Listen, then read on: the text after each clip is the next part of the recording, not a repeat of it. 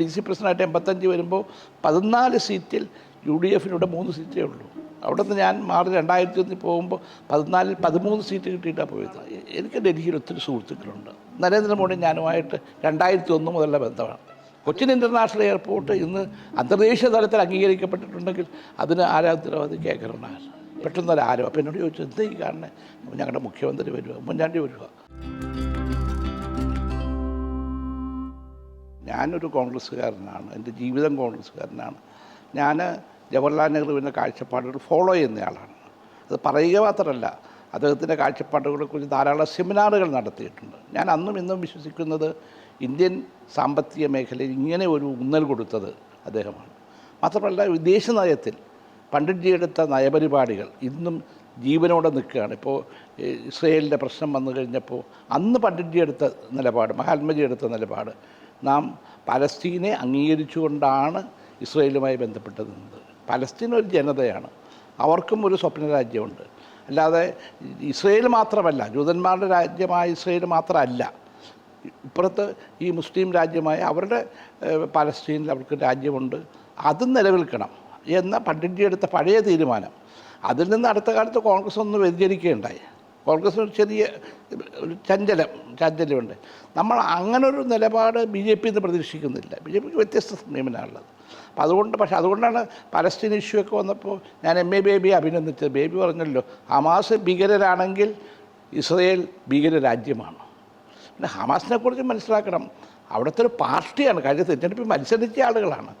പിന്നെ എന്തുകൊണ്ട് ഹമാസ് നിലപാടെടുത്തെന്ന് ചോദിച്ചാൽ, മുസ്ലിംസിൻ്റെ ലോകത്തിലെ 3ാമത്തെ പള്ളിയാണ് ഈ ഇസ്രയേൽ അറ്റാക്ക് ചെയ്യാൻ തുടങ്ങിയത്. അങ്ങനെ വന്നൊരു പശ്ചാത്തലത്തിലുള്ള, ഞാൻ ഹമാസ് ചെയ്തതിനെ അംഗീകരിച്ചുകൊണ്ട് പറയുകയല്ല, പക്ഷേ ഹമാസ് ചെയ്യുന്നൊരു സാഹചര്യം ഉണ്ടായിട്ടുണ്ട്. ഇസ്രയേലിനെ സംബന്ധിച്ചിടത്തോളം ഒരു വംശത്തിനെ നശിപ്പിക്കും എന്ന രീതിയിൽ അവരിറങ്ങുമ്പോൾ നമുക്ക് സപ്പോർട്ട് ചെയ്യാൻ കഴിയില്ല. അവിടെയാണ് പണ്ഡിറ്റ് ജവഹർലാൽ നെഹ്റുവിൻ്റെ മഹത്വം ഞാൻ കാണുന്നത്. ഞാൻ എന്താ തെറ്റ് ചെയ്യുന്ന അന്നും ഇന്നും എനിക്കറിയില്ല. ഞാൻ തോക്കാതെ മത്സരിച്ച് ജയിച്ചു. ഞാൻ 5 പ്രാവശ്യം MP ആയി, 2 പ്രാവശ്യം MLA ആയി, കേന്ദ്രമന്ത്രിയായി, ഞാൻ അതുപോലെ വർക്ക് ചെയ്തിട്ടാണ്, അല്ല ചുമ്മാ എടുത്ത് തന്നെ വെച്ചതല്ല. ജനങ്ങൾ അംഗീകരിച്ചിട്ടാണ് MP MLA ആയിട്ട്. പലർക്കും 1 പ്രാവശ്യം ജയിക്കാൻ പറ്റും, പിന്നെ ജയിക്കാൻ പറ്റാത്തവരാണ് പലരും. പക്ഷെ ഞാനതല്ല, 7 പ്രാവശ്യം ജയിച്ചത് ജനപിന്തുണയുള്ള ജനങ്ങളോടൊപ്പം നിന്ന ഒരാളാണ് ഞാൻ. എനിക്ക് സീറ്റ് തരാൻ എന്തുകൊണ്ട്? മാത്രമല്ല, ഞാൻ ഇങ്ങനെ ഒരു ചലനം കണ്ടപ്പോൾ 2018 മുതൽ കണ്ടപ്പോൾ ഞാൻ ചോദിച്ചു, അടുത്ത തവണ എങ്ങനെ ഞാൻ മത്സരിക്കണോ വേണ്ടയോ? പറഞ്ഞോളൂ, എനിക്കൊരു വിരോധമില്ല, പാർട്ടിയുടെ ഒരു പോസ്റ്റ് തരണം. കാരണം കോൺഗ്രസിനെ പോലെ ഒരു രാഷ്ട്രീയ പ്രസ്ഥാനം എന്തെങ്കിലും ഒരു പോസ്റ്റ് വേണം, എന്നാലേ ഒരു കസേര പോലും ഒരു മീറ്റിങ്ങിന് ചെന്നാൽ തരത്തുള്ളൂ. കാരണം വലിയ പ്രസ്ഥാനമല്ലേ. അപ്പോൾ ഇല്ല, അങ്ങനെ ഞങ്ങൾ ആലോചിച്ചിട്ടില്ല. അവസാനം TV-യിലാണ് ഞാൻ കാണുന്നത് എനിക്ക് സീറ്റില്ല എന്നുള്ളത്. പക്ഷേ സോണിയാഗാന്ധി എന്നെ വിളിപ്പിച്ചു, ഞങ്ങൾ സംസാരിച്ചു. മാത്രമല്ല, സെൻട്രൽ ഇലക്ഷൻ കമ്മിറ്റിയിൽ സോണിയാഗാന്ധി തന്നെ രാഹുലിനോട് ചോദിച്ചു, എന്തിനാ പ്രൊഫസർക്ക് കൊടുക്കാത്ത കാര്യത്തിൽ. ഡോക്ടർ മൻമോഹൻ സിംഗ് ചോദിച്ചു, പ്രൊഫസറോട് ഇത് പറഞ്ഞോ? അഹമ്മദ് ക്രൂയൽ.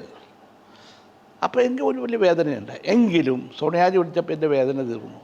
ഞാനിവിടെ വന്ന് ഹൈപ്പിക്ക് വേണ്ടി മറ്റ് സ്ഥലം പ്രവർത്തനത്തിന് ഇത് കഴിഞ്ഞ് ബൈ-ഇലക്ഷൻ വന്നു എറണാകുളത്ത്. എനിക്ക് മത്സരിക്കണമെന്ന് ആഗ്രഹം ഉണ്ടായിരുന്നു. അപ്പോൾ നേതൃത്വം പറഞ്ഞു, വേണ്ട, മാഷ് അരൂർ നോക്കണം, അവിടെ ബൈ-ഇലക്ഷൻ നടക്കുക. ഞാനാണപ്പോൾ PT തോമസ്, ഞാനാ ചോയ്സ് ചെയ്ത് PT കൂടി വേണം. ഞങ്ങൾ അടുത്ത സുഹൃത്തുക്കളായിരുന്നു.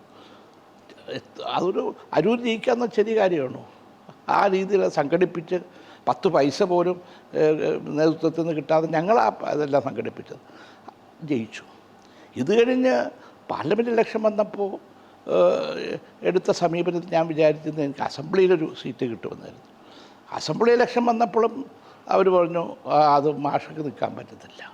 അതുമാത്രം മാഷിൻ്റെ മകൾക്ക് വേണ്ടിയാണ് മാഷ് ഇറങ്ങിയിരിക്കുന്നത്. ഞാൻ എൻ്റെ മകൾക്ക് വേണ്ടി ചോദിച്ചിട്ടില്ല, അവൾക്ക് അവളുടേതായ ജീവിത രീതിയുണ്ട്. അങ്ങനെ സന്ദർഭത്തിൽ ഞാൻ എറണാകുളത്ത് സ്വതന്ത്രനായി മത്സരിക്കാൻ അസംബ്ലി തീരുമാനിച്ചയാളാണ്. പക്ഷേ സ്വതന്ത്രനായിട്ട് എനിക്ക് പിന്തുണ കിട്ടുമെന്നറിയാം.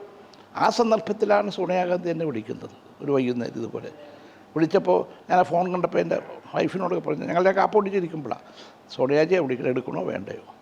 എടുത്താൽ നമ്മുടെ പരിപാടിയെല്ലാം പൊളിയും. വൈഫും പിള്ളേരും പറഞ്ഞ് എടുക്കണം, നിങ്ങളാക്കിയത് സോണിയാജിയും കോൺഗ്രസുമാണ്. ഞാൻ എടുത്തു. എന്നോട് തിരുവനന്തപുരത്ത് പോകാൻ പറഞ്ഞു. ഞാൻ തിരുവനന്തപുരത്ത് പോയി ഗെഹ്ലോട്ട് ഉൾപ്പെടെ നേതാക്കന്മാരെ കണ്ടു. അപ്പോൾ ഞാൻ ചോദിച്ചു, തീരപ്രദേശത്തെ തുടർച്ചയായി തോക്കുന്ന 5 സീറ്റിൽ ഒരെണ്ണം എനിക്ക് തരൂ. അപ്പോൾ അവർ പറഞ്ഞു, മാഷ്ക്ക് തരുന്നതിലല്ല പ്രശ്നം, ഞങ്ങൾക്കുള്ള ബുദ്ധിമുട്ട് മറ്റ് സീനിയർ ലീഡേഴ്സിനും കൊടുക്കേണ്ടി വരും, നമ്മൾ തോറ്റുപോകും. ഞാൻ ശരി, ഞാൻ സമ്മതിച്ചു. അങ്ങനെയാണ് ഞാൻ മാറി നിൽക്കുന്നത്. എന്നെ വർക്കിംഗ് പ്രസിഡൻ്റാക്കി. വർക്കിംഗ് പ്രസിഡൻ്റായിട്ട് എന്താ സംഭവിച്ചത്? ആ ഇലക്ഷൻ തോറ്റ് കഴിയുമ്പോൾ മുല്ലപ്പള്ളിയെ മാറ്റി, എന്നെ മാറ്റി. എന്നോടൊപ്പം തന്നെയാണ് സുധാകരനുള്ളത്, കുടിക്കുന്നുള്ളത്. അവരെ നിൽക്കുക. പിന്നെ എന്നെക്കുറിച്ച് ഓരോ മിണ്ടണേയില്ല. പിന്നെ ഞാൻ എന്താ തെറ്റ് ചെയ്തത്? ഞാൻ ചെയ്തത് കണ്ണൂർ നടന്ന CPM-ൻ്റെ ദേശീയ സമ്മേളനത്തിൽ സെമിനാറിൽ പങ്കെടുത്തു. കേന്ദ്ര സംസ്ഥാന ബന്ധങ്ങൾ. ഇപ്പോൾ ശശി ചെരൂരൊക്കെ എത്രയോ മീറ്റിങ്ങുകളിൽ പങ്കെടുത്തിരിക്കുന്നു. മണിശങ്കർ അയ്യർ ഇപ്പോൾ കേരളീയത്തിൽ പങ്കെടുത്തില്ലേ? ഞാൻ പങ്കെടുക്കുന്നതിന് മുമ്പ് CPM-ൻ്റെ പല സമ്മേളനങ്ങളിലും ഇതുപോലെ സെമിനാറുകളിൽ രമേശ് ചെന്നിത്തല പങ്കെടുത്തിട്ടുണ്ട്. ഞാൻ പങ്കെടുത്തതിന് ശേഷം മറ്റു പലരും പങ്കെടുത്തിട്ടുണ്ട്. പക്ഷേ എൻ്റെ പേരിൽ നടപടിയെടുത്തു. നടപടി തന്നെ പാർട്ടിയിൽ നിന്ന് പുറത്താക്കലല്ല, എൻ്റെ KPC എക്സിക്യൂട്ടീവിൽ നിന്ന് മാറ്റി, പൊളിറ്റിക്കൽ അഫയേഴ്സ് കമ്മിറ്റിയിൽ നിന്ന് മാറ്റി. ഞാനെന്താ തെറ്റ് ചെയ്തത്? അതിന് ശേഷമാണ് PT തോമസ് മരിക്കുന്നത്. PT ഞാനും തമ്മിലൊരു കുടുംബ ബന്ധമാണ്. അപ്പോൾ മരിച്ചതിന് ശേഷം ഉമ്മയെ സ്ഥാനാർത്ഥി, എനിക്കത് എളുപ്പമുണ്ടായില്ല. എനിക്ക് അഭിപ്രായങ്ങളുണ്ടായിരുന്നു. കാരണം ഒന്ന് ഡിസ്കസ് ചെയ്യാവുന്നതാണ്. കാരണം തൃക്കാക്കര എന്ന് പറയുന്നത് കേരളത്തിലെ ഏറ്റവും ഷുവർ സീറ്റാണ്. ആരോടും ചോദിക്കണം. ആ രീതിയിലാണ് അത് വളർത്തിയെടുത്തത്. ഞാൻ 1984 MP ആയിരുന്ന ആളാണ്. 15 വർഷക്കാലം ഇവിടുത്തെ DC പ്രസിഡൻ്റ് ആയിരുന്ന ആളാണ്. ഞാൻ DC പ്രസിഡൻ്റായിട്ട് 85 വരുമ്പോൾ 14 സീറ്റിൽ UDF-യുടെ 3 സീറ്റേ ഉള്ളൂ. അവിടെ നിന്ന് ഞാൻ മാറി 2001 പോകുമ്പോൾ 14-ൽ 13 സീറ്റ് കിട്ടിയിട്ടാണ് പോയത്. എല്ലാവരും സഹകരിക്കും. ഞാൻ ഒരു അതിതീവ്രമായ ഗ്രൂപ്പ് ഒരിക്കലും കളിച്ചിട്ടില്ല. ഇതിനോട് ബന്ധമുണ്ട്. സ്റ്റീവൻ സാറാണ് എന്നെ രാഷ്ട്രീയത്തിലേക്ക്, ട്രേഡ് യൂണിയൻ പ്രസ്ഥാനത്തിൽ കൊണ്ടുവന്ന്.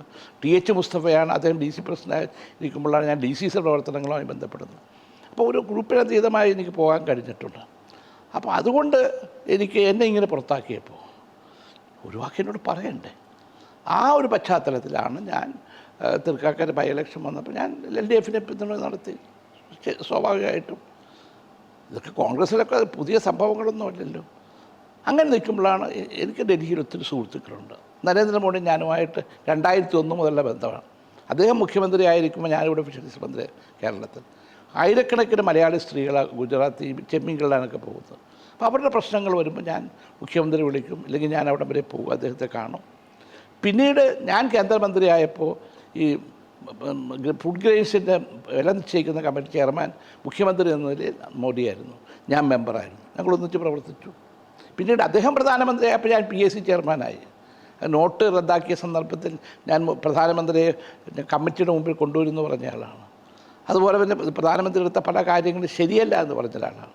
പക്ഷേ വിദേശ രാജ്യങ്ങളിൽ നടക്കുന്ന സമ്മേളനങ്ങളിൽ ഞാനൊരിക്കലും നമ്മുടെ പ്രധാനമന്ത്രി തള്ളി പറഞ്ഞിട്ടില്ല. എനിക്കെതിരായിട്ട് പറയുന്ന ഒരു ആരോപണമതാണ്. പക്ഷേ നരേന്ദ്രമോദിക്ക് വേണ്ടി, ഞാൻ നരേന്ദ്രമോദിക്ക് വേണ്ടി പറഞ്ഞിട്ടുണ്ടെങ്കിൽ വിദേശ രാജ്യങ്ങളുടെ പ്രതിനിധികൾ വരുന്ന അല്ലെങ്കിൽ വിദേശത്ത് നടക്കുന്ന സമ്മേളനങ്ങളിൽ ഒരിക്കലും നരേന്ദ്രമോദി വ്യക്തിപരമായി ഒരിക്കലും ആക്ഷേപിച്ചിട്ടില്ല. അത് ശരിയല്ല എന്ന് ഞാൻ അന്നും ഇന്നും വിശ്വസിക്കുന്നയാൾ. അതുപോലെ പാർലമെൻറ്റിൽ തന്നെ പാർലമെൻറ്റ് നിശ്ചലമാകുന്ന വിധത്തിലാണ് പലപ്പോഴും നമ്മൾ കോൺഗ്രസിൻ്റെ അംഗങ്ങൾ ബഹളം കൂട്ടുന്നത്. അത് ഞാൻ ലീഡർഷിപ്പിനോട് പറയും, ഇതല്ല വേണ്ടത്. നമുക്ക് ബഹളം കൂട്ടാം, പക്ഷെ അത് കഴിയുമ്പോൾ ചർച്ചയിലേക്ക് പോകണം. ചർച്ച എപ്പോഴും പ്രതിപക്ഷത്തിനാണ് ഗുണം. ബഹളം കൂട്ടിയാൽ ഗവൺമെൻറ് രക്ഷപ്പെട്ടു, അവർക്ക് അതും പറഞ്ഞ് വേറെ കാര്യങ്ങളിലേക്ക് പോകാം. മൊത്തത്തിൽ ഇത്രയും ഭൂരിപക്ഷമില്ലേ? ഇങ്ങനെയൊക്കെ ചില സമീപനങ്ങൾ ഞാൻ എടുത്തപ്പോഴാണ് ഞാൻ കോൺഗ്രസിലെ ചില നേതാക്കന്മാർക്ക് എന്നെ ഇഷ്ടപ്പെടാതെ വന്നു. ഞാൻ അവസാന നിമിഷം വരെ ഞാൻ സോണിയാജി വിളിച്ചാൽ പോകുമായിരുന്നു. ഇപ്പോഴും ജന്മത്തിൽ നിന്ന് തന്നെ വിളിക്കുമ്പോഴേക്ക് ഞാൻ പല കാര്യത്തിലും സംസാരിക്കാറുണ്ട്. അപ്പോൾ എന്നെ സംബന്ധിച്ചിടത്തോളം അത് ഒരു ഗുണമുണ്ട്. പിന്നെ പിണറായി വിജയനും അതുപോലെ തന്നെ യെച്ചൂരിയും ഒക്കെ എന്നോട് പറഞ്ഞ മാഷ് പാർട്ടി ചേരണമെന്നില്ല. മാഷായിട്ട് നിന്നു. ഞാനൊന്നും ഞാനായിട്ടാണ് നിൽക്കുന്നത്. പക്ഷേ ഞാൻ പിണറായി വിജയനെ പിന്തുണയ്ക്കുന്നത് പലരും ചോദിച്ചു. ഞാൻ രഹസ്യമായിട്ട് പിന്തുണച്ചതല്ല, ഞാൻ കരുണാകരനോടൊപ്പം പ്രവർത്തിച്ചയാളാണ്. കൊച്ചിൻ ഇൻ്റർനാഷണൽ എയർപോർട്ട് ഇന്ന് അന്തർദേശീയ തലത്തിൽ അംഗീകരിക്കപ്പെട്ടിട്ടുണ്ടെങ്കിൽ അതിന് ആരാധനവാദി കരുണാകരൻ. എല്ലാവരും എതിർത്തപ്പോൾ അന്ന് KV തോമസ് അവിടെ ഒരു സ്ഥലം പിടിച്ചു കൂട്ടിയെന്ന് ആരോപണമാണ് നടത്തിയത്. 1 സെൻറ്റ് ഭൂമി എനിക്ക് കിട്ടിയിരുന്നു, ഞാനിന്ന് വ്യത്യസ്തനാകുമായിരുന്നു. വൈപ്പിനെണ്ണാളം പാലങ്ങൾ വന്നപ്പോൾ ഇതുപോലെ ആരോപണം ഉണ്ടായി. നമ്മുടെ മെട്രോ വന്നു, ഉമ്മൻചാണ്ടി ഏറ്റവും കൂടുതൽ മുൻകൈയെടുത്ത ഒരാൾ, അന്നും ആരോപണങ്ങളുണ്ടായി. പക്ഷേ പ്രോജക്റ്റുകൾ മുന്നോട്ട് കൊണ്ടുപോയി. ഞാൻ കേന്ദ്ര മന്ത്രിസഭയിലേക്കുമ്പോൾ ഗെയിൽ വരുന്നത്, സൗത്ത് ഇന്ത്യൻ സംസ്ഥാനങ്ങൾക്ക് ഗ്യാസ് എത്തിച്ചു കൊടുക്കുന്ന ബൃഹത്തായ പദ്ധതി. അന്ന് ഗുജറാത്തിൽ മാത്രമാണ് ഗെയിൽ പ്രോജക്റ്റ് കൊണ്ടുവന്നത്. അപ്പോൾ ഞാൻ ആ ക്യാബിനറ്റിൽ പറഞ്ഞത് അത് പോരാ, ഞങ്ങൾ കൊച്ചിക്ക് കിട്ടണം.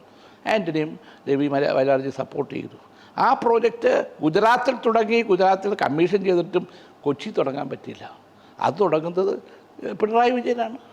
അതുപോലെ തന്നെ നമ്മുടെ ദേശീയപാതയെ സംബന്ധിച്ചിടത്തോളം ഞാനൊരിക്കലും മൻമോഹൻ സിംഗ് ചിരിക്കണ കണ്ടിട്ടില്ല. ഞാൻ ചിരിക്കണ കണ്ടത് എപ്പോഴാണെന്നറിയോ? കേരളത്തിൽ നിന്നൊരു ബഹുപാർട്ടി പ്രതിനിധികൾ, ഉമ്മൻചാണ്ടിയുണ്ട്, എസ് അച്യുതാനന്ദനുണ്ട്, ഇവരെല്ലാം കൂടെ പ്രധാനമന്ത്രിയെ കാണാൻ ഡൽഹി വന്നു. അപ്പോൾ ഓഫീസിൽ എന്നെ വിളിപ്പിച്ചിരുന്നു, പാർലമെൻറ്റ് ഓഫീസരാണ്. അപ്പോൾ ഇവരൊരു മെമ്മോറാണ്ടം കൊടുത്തു. അതിങ്ങനെ ഇരുന്ന് വായിച്ച പ്രധാനമന്ത്രി എഴുന്നേറ്റ് തൊറ്റ ചിരി. എന്താണെന്നറിയോ? കേരളത്തിൽ 30 മീറ്റർ മതി ദേശീയപാതയ്ക്ക്. ഇന്നെന്താ സ്ഥിതി? 45 മീറ്ററിൻ്റെ റോഡുമായിട്ട് നമ്മൾ മുന്നോട്ട് പോവുക. ഒരു അത്ഭുതമല്ലേ? അതിന് പിണറായി എടുക്കുന്ന ചങ്കൂറ്റത്തെ ഞാൻ അംഗീകരിക്കുന്നത് സ്വാഭാവികമാണ്. എൻ്റെ വികസന പ്രവർത്തനങ്ങളുമായി ബന്ധപ്പെട്ട് നിൽക്കുന്ന ഒരാളെന്ന നിലയിലാണ്. അതുപോലെ തന്നെ നമുക്കറിയാം, ഇപ്പോൾ നമുക്ക് അതിവേഗ റെയിൽവേ സിസ്റ്റം വേണം. എല്ലാവരും അദ്ദേഹത്തെ കുറ്റപ്പെടുത്തി. ഇപ്പോൾ വന്ദേ ഭാരത് വന്നപ്പോൾ എന്താ സ്ഥിതി? മാസങ്ങളോളം ബുക്കിംഗാണ്. ഇപ്പോൾ 3 വന്ദേ ഭാരത് കേരളത്തിലേക്ക് വന്നു കഴിഞ്ഞു. ഇപ്പോൾ എയിംസിന് വേണ്ടി നമ്മൾ ശബ്ദമുയർത്തുന്നു. എനിക്ക് നല്ല വിശ്വാസമുണ്ട് അത് വരും. കോഴിക്കോട് ജില്ല നമ്മൾ മുഖ്യമന്ത്രി തന്നെ സജസ്റ്റ് ചെയ്തിട്ടുണ്ട്. അത് കേന്ദ്ര ഗവൺമെൻറ് പറഞ്ഞിട്ടാണ്. നമ്മൾ 3-4 ജില്ലകൾ കൊടുത്തപ്പോൾ കേന്ദ്ര ഗവൺമെൻറ് ഒരു ഒരെണ്ണം പറയും. നമ്മൾ സ്ഥലം എടുത്തു, പേര് കൊടുത്തു, കോഴിക്കോട്. അപ്പം അങ്ങനെ ഒരു നിശ്ചയദാർഢ്യമുള്ള തീരുമാനമെടുത്താൽ നടപ്പിലാക്കുന്ന ഒരു ഭരണാധികാരിയായിട്ടാണ് ഞാൻ പിണറായി വിജയനെ കാണുന്നത്. പിന്നെ ആക്ഷേപങ്ങൾ, ഞാൻ കേൾക്കേണ്ടതിനെതിരായിട്ടുള്ള ആക്ഷേപം കണ്ടിട്ടുണ്ട്, ഉമ്മൻചാണ്ടിക്കെതിരായ ആക്ഷേപങ്ങൾ കേട്ടിട്ടുണ്ട്. അപ്പോൾ ആക്ഷേപങ്ങളൊക്കെ സ്വാഭാവികമായ രാഷ്ട്രീയത്തിൽ കാണും. പിന്നെ കാലമാണ് തെളിയിക്കുന്നത്. ഞാൻ ഈ ഇലക്ഷൻ കമ്മിറ്റി കൂടുന്നതിന് അരമണിക്കൂർ മുമ്പ് ഞാൻ ഡൽഹിയിൽ താമസിക്കുന്നത്, എൻ്റെ വീട്ടിൽ ഒരു നോട്ട് കൊടുത്തയച്ചു ഉമ്മൻചാണ്ടി, ഈ രീതിയിൽ കത്തുണ്ടാക്കണം, ഇലക്ഷൻ കമ്മിറ്റി ഞാൻ കൊടുക്കാം മാഷ്ക്ക് വേണ്ടി. അങ്ങനെ കത്തുകൂടി എന്നോട് വാങ്ങിച്ചു. ഇത് കഴിഞ്ഞ് എനിക്ക് സീറ്റ് നിഷേധിക്കപ്പെട്ട് കഴിഞ്ഞ് രമേശ് ഇപ്പോൾ ജീവിച്ചിരിപ്പില്ല. ഞാൻ പറഞ്ഞത് തെറ്റാണെങ്കിൽ പറയട്ടെ. എന്നോട് ഞാൻ പറഞ്ഞ രമേശ് എന്തിനായി പിന്നെ ഇത് ചെയ്യേണ്ട കാര്യമില്ലല്ലോ. ഇത് ഉമ്മൻചാണ്ടി ഒരു കത്ത് അരമണിക്കൂർ മുമ്പല്ലേ എന്നെ വാങ്ങിച്ചുകൊണ്ട് പോയത്. മാഷ് ഞങ്ങൾ 1 വർഷം മുമ്പ് തീരുമാനിച്ചത് മാഷ്ക്ക് ഇത്തവണ സീറ്റ് തരായിരുന്നു. അത് ഉമ്മൻചാണ്ടി ഒരു കളിയാണ്, മാഷിനെ സൂചിപ്പിച്ച് ഇതാ പറഞ്ഞത്. അപ്പോൾ അവർ എന്നെ സംബന്ധിച്ചിടത്തോളം ഇവരെല്ലാവരും, ഉമ്മൻചാണ്ടി ആണെങ്കിലും രമേശാണെങ്കിലും കേരളത്തിലെ കോൺഗ്രസ് നേതൃത്വം, പിന്നെ മുല്ലപ്പള്ളി രാമചന്ദ്രൻ എൻ്റെ അടുത്ത സുഹൃത്താണ്, അദ്ദേഹം പക്ഷേ നിസ്സഹായനായിരുന്നു. അപ്പം അങ്ങനെ എനിക്കൊരു വേദന തോന്നി. എന്നിട്ടും ഞാൻ പിടിച്ചു നിന്നല്ലോ ഇതിൻ്റെ അകത്ത്. ഇന്നും ഞാൻ CPM പോയി ചേർന്നിട്ടില്ല. പക്ഷേ സംസ്ഥാനത്തിൻ്റെ വളർച്ചയ്ക്ക് വേണ്ടി, സംസ്ഥാനത്തിൻ്റെ വികസന പ്രവർത്തനങ്ങൾക്ക് വേണ്ടി എനിക്കുള്ള ബന്ധങ്ങൾ, ഞാൻ അവിടെയും പ്രധാനമന്ത്രിയെ കാണും, വി മുരളിയെ കാണുന്നുണ്ട്, എല്ലാ മന്ത്രിമാരെയും കാണുന്നുണ്ട്. കോൺഗ്രസ് ചോദിക്കുന്നത് കേരളത്തിന് വേണ്ടിയാണ്. കേരളത്തിന് എന്തെങ്കിലും സഹായം ചെയ്യുമ്പോൾ BJPക്ക് ക്ഷീണമല്ല, BJPക്ക് ജനസപ്പോർട്ടാണ് ഉണ്ടാകുക. ഞാൻ അവരോട് പറഞ്ഞു, നിങ്ങൾ ഞങ്ങൾക്ക് എയിംസ് തന്നാൽ നിങ്ങൾക്കും അതിൻ്റെ മെച്ചം കിട്ടും. ഇപ്പോൾ നമുക്കത് വിഴിഞ്ഞം പ്രോജക്റ്റ് വന്നു. വിഴിഞ്ഞം പ്രോജക്റ്റ് എങ്ങനെ വന്നു? ഞാനും ഗൗതം ഭായി ആയിട്ട്, അദാനി ഗ്രൂപ്പിൻ്റെ ഗൗതം ഭായിയായിട്ട് വളരെ വർഷക്കാലത്ത് ബന്ധമുണ്ട്. അദ്ദേഹം 10-30 വർഷങ്ങൾക്ക് മുമ്പ് നമ്മുടെ തീരപ്രദേശത്ത് വന്ന് ഞങ്ങൾ തൊഴിലാളികളുടെ ഇടയിൽ വന്ന് പ്രവർത്തിച്ച ആളാണ്. ഞങ്ങൾ എക്സ്പോർട്ടേഴ്സാണ്. ആ എക്സ്പോർട്ടർ കമ്പനി വന്നിട്ട് അവർ അഡ്വാൻസ് പൈസ തരും. ഞങ്ങൾ എക്സ്പോർട്ട് ചെയ്യുമ്പോൾ കിട്ടുന്ന ഇമ്പോർട്ട് ലൈസൻസാണ് ഇദ്ദേഹം കൊണ്ടുപോകുന്നത്. അത് മുതലേ പരിചയമാണ്. പിന്നെ ഞാൻ ഫുഡ് സെക്യൂരിറ്റി ബില്ല് കൊണ്ടുവന്നപ്പോൾ ഈ നമ്മുടെ സംഭരണശേഷി മെച്ചപ്പെടുത്താൻ സൈലോസ് കൊണ്ടുവന്നത് ഗൗതം ഭായിയാണ്. പിന്നെ നല്ല ബന്ധമുണ്ട്. അപ്പോൾ ഉമ്മൻചാണ്ടി എന്നോട്, ഞങ്ങൾ ഫ്ലൈറ്റിൽ പോവുക തിരുവനന്തപുരത്ത്, പക്ഷേ നമുക്ക് അവസാനത്തെ ചാൻസാണ്, വിഴിഞ്ഞം വന്നം, അത് വലിയ മാറ്റം കേരളത്തിലുണ്ടാകും, മാഷക്ക് ബന്ധമുണ്ടല്ലോ. ഞാൻ പറയാം. ഞാൻ വിളിച്ചു പറഞ്ഞു. ഞാൻ പറഞ്ഞു, ഗൗതം ഇങ്ങനെ ഒരു കാര്യമുണ്ട്, ഉമ്മൻചാണ്ടിക്ക് നിങ്ങളോടൊന്ന് സംസാരിക്കണം. No, I will not come. I know Kerala better than Thomas. Your policy, your programs, your agitations, political parties, then the government comes and goes. No, I am not coming. അപ്പോൾ ഞാൻ പറഞ്ഞു, അതല്ല, നിങ്ങൾ ഞങ്ങളുടെ മുഖ്യമന്ത്രിയായിട്ട് സംസാരിക്കും, എന്നിട്ട് നിങ്ങൾ വേണോ വേണ്ടെന്ന് വെച്ചോളൂ. അങ്ങനെയാണ് ഡൽഹിയിലുള്ള എൻ്റെ ഔദ്യോഗിക വ്യവസ്ഥയിൽ ഉമ്മൻചാണ്ടി വരുന്നു, ഗൗതം ഭായി വരുന്നു.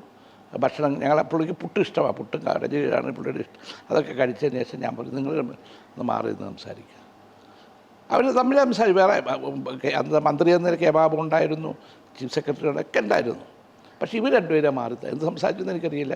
ഒരു 10 മിനിറ്റ് കഴിഞ്ഞപ്പോൾ തിരിച്ചു വന്നിട്ട് എന്നോട് ചിരിച്ചുകൊണ്ട് ഇങ്ങനെ കൈ പിടിച്ചുകൊണ്ടാണ് വന്നത്. എന്നിട്ട് എന്നോട് Gautham bhai, Thomas, I am coming to Kerala. പിന്നെ ഞങ്ങൾ പല കാര്യങ്ങളും ചർച്ച ചെയ്ത് എങ്ങനെയാണ് സ്ട്രാറ്റജി ഉണ്ട്. അങ്ങനെ വന്ന പ്രോജക്റ്റാണ് വിഴിഞ്ഞം. അതൊരു ഉമ്മൻചാണ്ടിയുടെ നിശ്ചയദാർഢ്യമുണ്ട്, ഇല്ലയെന്ന് പറയാൻ പറ്റൂ ഇപ്പോൾ. പക്ഷേ അതിനേക്കാൾ പ്രധാനപ്പെട്ട അത് നടക്കാൻ പോകുന്നു. അത് നടപ്പിലാക്കുന്ന ആരാ? പിണറായി വിജയനാണ്. ആ പിണറായി വിജയൻ ഞാൻ അംഗീകരിക്കണ്ടേ? ചിലപ്പോൾ രാഷ്ട്രീയമായ അഭിപ്രായ വ്യത്യാസം ഉണ്ടാകാം, സ്വാഭാവികം. പിന്നെ ഞാനൊരു പ്രോ ലെഫ്റ്റാണ്. ഞാൻ നേരത്തെ പറയാറുണ്ട്, ഞാൻ നെഹ്റുവിയൻ സോഷ്യലിസ്റ്റാണ്. ഈ നാട്ടിൽ കുമ്പളങ്ങിയിൽ തന്നെ എത്രയോ ഞങ്ങൾ സുഹൃത്തുക്കളാണ് ലെഫ്റ്റ് പാർട്ടീസ് നേതാക്കന്മാരുമായി. ഇപ്പോൾ ടി.എം.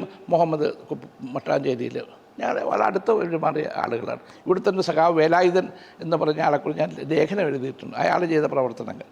എൻ്റെ അമ്മ അക്കാലത്ത് ഇവിടെ ഈ കുമ്പളങ്ങിയിൽ സംയുക്ത അവിഭക്ത കമ്മ്യൂണിസ്റ്റ് പാർട്ടിയാണ്. അപ്പോൾ ഈ വേലായുധൻ ഇറങ്ങിയ ഇടയ്ക്ക് അന്ന് ഇതാണ് മൗത്ത് ഇങ്ങനെ മൊബൈൽ ഇതില്ല, മൈക്കില്ല, ഇങ്ങനൊരു മെഗാഫോൺ ഉള്ള. അപ്പോൾ അതുകൊണ്ട് ഇവിടെ ഇങ്ങോട്ട് പാടുണ്ടാകും വെച്ചപ്പോൾ ഇയാൾ അരി തരാത്ത തുണി തരാത്ത എന്ന് പറഞ്ഞ് ഇറങ്ങി ഇങ്ങനെ ജാഥ നടത്തുമ്പോൾ എൻ്റെ അമ്മ മുട്ട കൊടുക്കും, തേങ്ങ കൊടുക്കും. ഇത് ഇവർ വൈകുന്നേരം വന്ന് ഓപ്ഷൻ ചെയ്യും.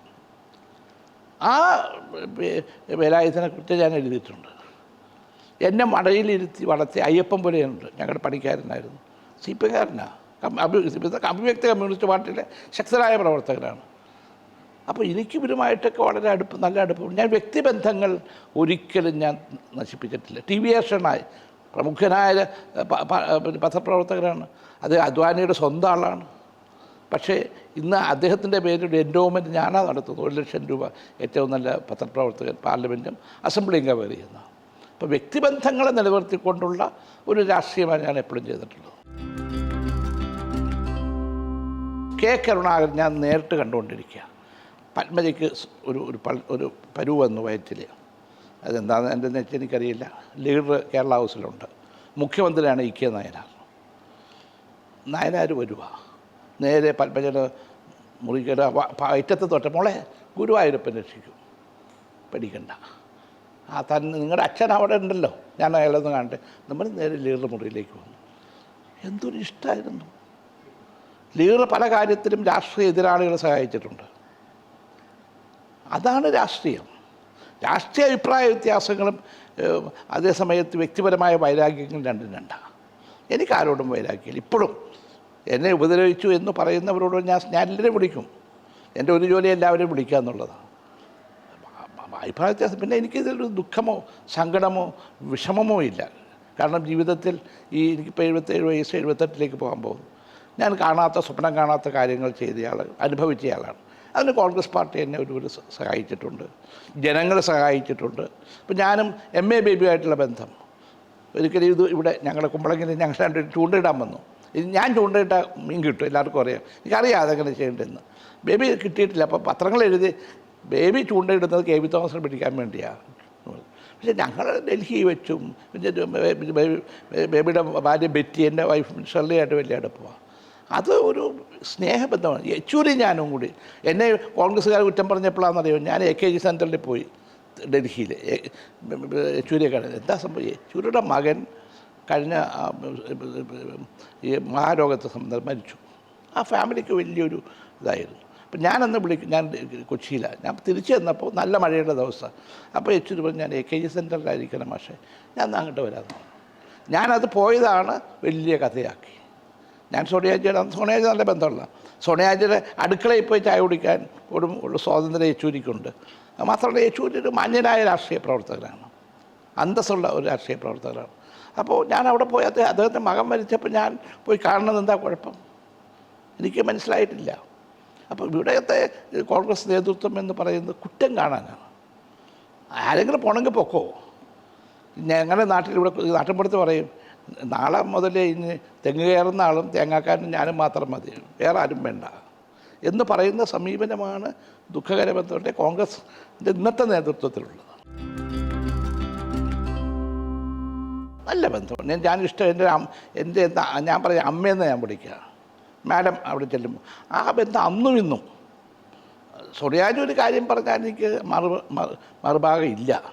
കാരണം അത്രമാത്രം കടപ്പാട്, ബന്ധം, സ്നേഹം, അത്രയധികം ബന്ധം എനിക്കുണ്ട്. അതുകൊണ്ട് ആ സോണിയാജിക്കെതിരായിട്ട് ഒരിക്കലും ഞാൻ പറയില്ല. അമ്മ എന്ത് പറഞ്ഞാലും എൻ്റെ ഇന്നത്തെ രാഷ്ട്രീയ സാഹചര്യം നിവർത്തിക്കൊണ്ട് തന്നെ അമ്മ പറഞ്ഞാൽ ഞാൻ എന്ത് കാര്യവും കേൾക്കും. എനിക്ക് അഭിപ്രായ വ്യത്യാസമുണ്ട്. പോരാ, പക്വത വേണം. പല ഉപജാപക സംഘങ്ങളുടെ പിടിയിൽ അദ്ദേഹം പെട്ടു. പക്ഷേ സോണിയാജിക്ക് ഏറ്റവും പ്രിയപ്പെട്ട മകനാണ്. ഞാൻ കുറ്റം പറയില്ല. ഒരു അമ്മയുടെ വികാരം അത് ഞാൻ പലപ്പോഴും കണ്ടു. അമ്മയ്ക്ക് മകൻ വലുതാണ്. അപ്പോൾ അതുകൊണ്ട് സ്വാഭാവികമായിട്ടും അമ്മ ഇഷ്ടപ്പെടും. പക്ഷേ ഞങ്ങളെപ്പോലുള്ള ഒരു സമയത്ത് ദുഃഖത്തോടെ കാണുന്നത്. എന്തിനാ വൈരാഗ്യം? ഞങ്ങളെപ്പോലെ സീനിയേഴ്സിനോട് എന്തിനാ വൈരാഗ്യം? എത്രയോ പേര്, ഗുലാം നബി ആസാദ്, അഹമ്മദ് പട്ടേൽ, എത്രയോ ആളുകളാണ് ഈ പാർട്ടിയിൽ പട്ടിപ്പെടുത്താൻ പണിയെടുത്ത ആളുകളല്ലേ. അഹമ്മദ് മരിച്ചുപോയി, അത്രയും ദുഃഖം അനുഭവിക്കേണ്ടി വന്നില്ല. പക്ഷെ ഗുലാം നബി അതല്ലല്ലോ. അങ്ങനെ എത്രയോ നേതാക്കന്മാർ.